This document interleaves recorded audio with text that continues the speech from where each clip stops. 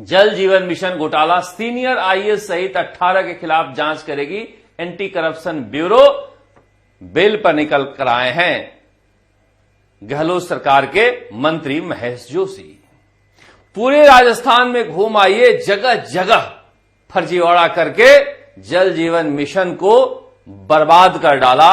और ये पिछले 25 सालों में एक ऐसे मुख्यमंत्री है भजनलाल शर्मा, जो अपने कार्यकाल के 2 सालों में सबसे ज्यादा अधिकारियों के खिलाफ अभियोजन की स्वीकृति दी है।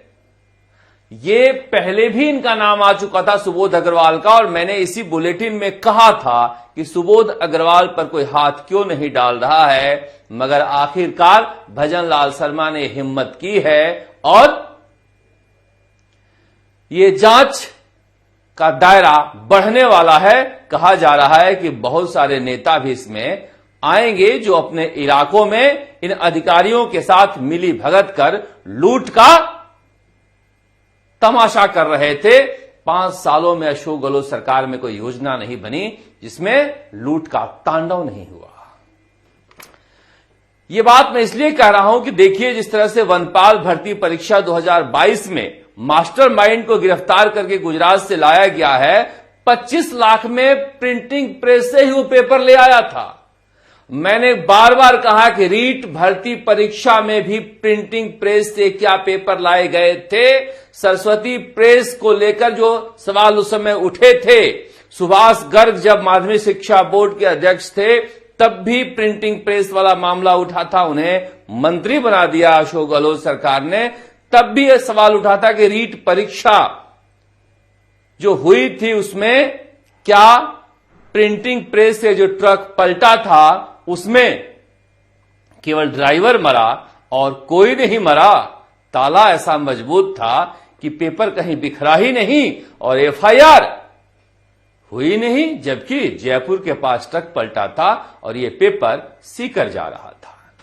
अब ये जांच भजनलाल शर्मा कब करते हैं, कैसे करते हैं, कितना संसाधन देते हैं, मगर ये अशोक गहलोत सरकार के चेहरे पर एक ऐसा बदनुमा दाग है जो जब जब ये सोचेंगे अपनी वापसी के लिए, राजस्थान के युवा कांप उठेंगे कि फिर से आ गए तो क्या होगा।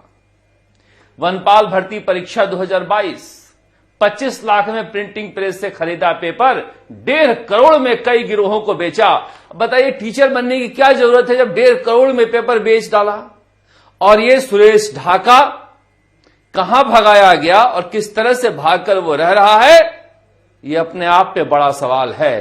क्या एसओजी से वीके सिंह को नहीं हटाना चाहिए था? देखिए, जिस तरह से विशाल बंसल काम कर रहे हैं और आते ही जो गिरफ्तारियों का सिलसिला शुरू किए हैं, मुझे लग रहा है कि विशाल बंसल भी इस दिशा में आगे बढ़ेंगे।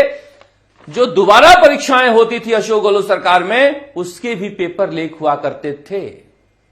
अब देखिए, बात यह भी हो रही है कि कर्मचारी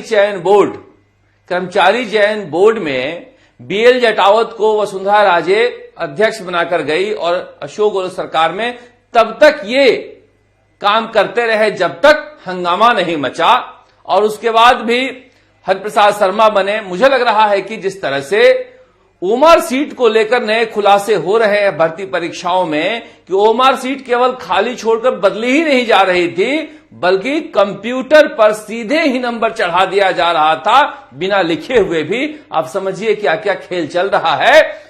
अगर बीएल जटावत, हरिप्रसाद शर्मा, इन सब को बुलाकर पूछताछ की जाए तो फिर इनको बनाने वालों पर भी पूछताछ की जाए। जैसे अशोक गहलोत ने आरपीएससी का चेयरमैन और सदस्य बनाया और कर्मचारी चयन बोर्ड का अध्यक्ष बनाया, तो मुझे लग रहा है कि अशोक गहलोत और वसुंधरा राजे को बुलाकर पूछताछ करने का यह समय है। क्या इन भर्तियों के लिए वो जिम्मेदार नहीं है? जब सीधे आप नियुक्ति करते हो कर्मचारी चयन बोर्ड के अध्यक्ष को, तो फिर जिम्मेदार कौन है? आप ही हो। तो आपकी गिरफ्तारी क्यों नहीं होनी चाहिए? 5 सालों में एक भी क्या पढ़ा लिखा व्यक्ति राजस्थान में नौकरी पाया है? लोग कह रहे हैं कि अब इतना ज्यादा नंबर क्यों आ रहे हैं। दरअसल राजस्थान के छात्र छात्राओं ने इतनी पढ़ाई कर ली कि अच्छे ढंग से पढ़कर भी वो पास नहीं हो पा रहे थे, अब पढ़ाई की प्रकाष्ठा तक पहुंच गए हैं, इसलिए इस परीक्षाओं में अच्छे नंबर आ रहे हैं और 90-92 के आसपास आ रहे हैं। मगर ये अच्छी बात है कि पेपर लीक की घटनाएं बंद हुई है, पर पुरानी पेपर लीक के घटनाओं की जांच होनी चाहिए। वीके सिंह छोड़कर गए हैं 2-3 जिलों की जांच, बाड़मेर, जालोर, सिरोही की रीट परीक्षा में, और इसके अलावा ये बहुत सारी परीक्षाएं हैं, लाइब्रेरियन की भी परीक्षा है। इनमें जो सरगना है उन्हें गिरफ्तार करना चाहिए। ये किस नेता से जुड़े हुए हैं इसकी भी पड़ताल होनी चाहिए। जैसे देखिए, एक अच्छी बात लगी कि जल जीवन मिशन घोटाला में कहा गया कि बानसूर से आने वाले बीजेपी विधायक देवी सिंह शेखावत के भाई का नाम भी है। अच्छी बात है, उन्हें हटाया गया और उन पर कार्रवाई की गई, जांच के आदेश दिए गए। ये न्याय होता हुआ दिखना चाहिए। मगर अभी भी राजस्थान के बेरोजगार इंतजार कर रहे हैं कि सब इंस्पेक्टर भर्ती परीक्षा में जांच तेजी से हो, जो नहीं हो पा रही है। संसाधन भजनलाल सरकार को और देने चाहिए। अब इस तरह की बातें जब सामने होती है तो दिल दुखता है। तो मैं अशोक गहलोत के ऊपर सवाल उठाता हूं तो लोग कहते हैं कि अशोक गहलोत के खिलाफ हमेशा क्यों बोलते हो आप? 5 साल में जिसने पूरी पढ़ाई व्यवस्था को बर्बाद कर दिया, उनके पक्ष में क्या बोला जाए? यही तो नौजवान अच्छी नौकरी पाकर भविष्य संवारते, जब गंदे लोग ही इसमें शामिल हुए हैं। पता नहीं आरएस 2018 की जांच कभी भजनलाल शर्मा करा पाएंगे या नहीं करा पाएंगे, कई मजबूरियां होती हैं। मगर फिर भी